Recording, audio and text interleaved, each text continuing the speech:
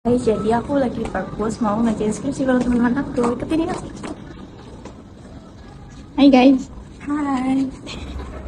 Kalian sadar nggak sih, akhir-akhir ini orang tuh gampang banget heboh sama brand. Contohnya kayak tumbler tuku yang viral ini. Kalian tahu kan?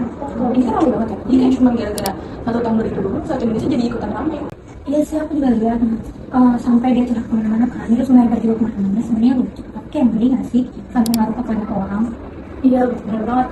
Kayak apa ya, hal simpel itu ya, cuman hal sebuah tumbler gitu jadi pembahasan nasional, apalagi sekarang ini jadi viral banget kan. Nah, itu juga kayak nunjukin apa ya, perilaku konsumen itu jadi berubah secara drastis gitu.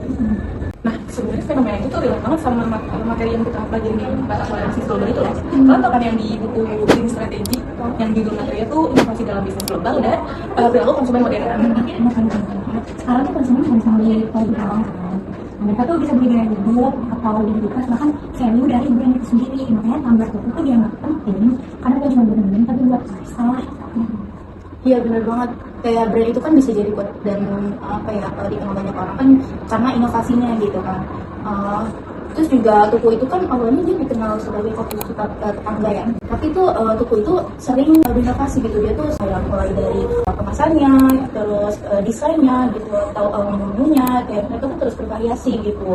Yang itu tuh bikin kayak konsumennya tuh rasa punya hubungan gitu sama brand itu sendiri gitu.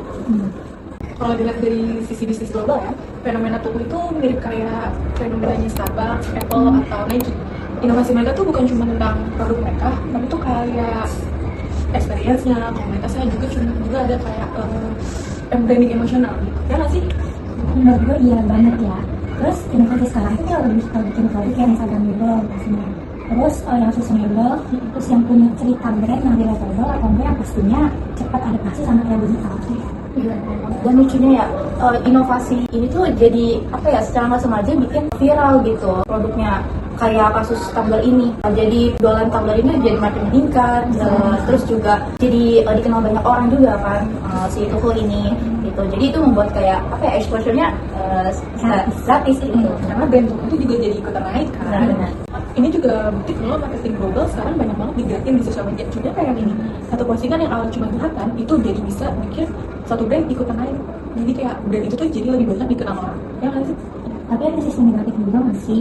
Sekali salah ngomong di sosmed nih, terus reputasi individu bahkan perusahaannya tuh bisa kena. Jadi inovasi itu harus diimbangin sama etika komunikasi juga nggak sih? Bener banget, apalagi era digital itu kan semakin lama kayak dia semakin meningkat kan, terus berinovasi juga. Jadi brand dan konsumen itu harus sama-sama bincang sih.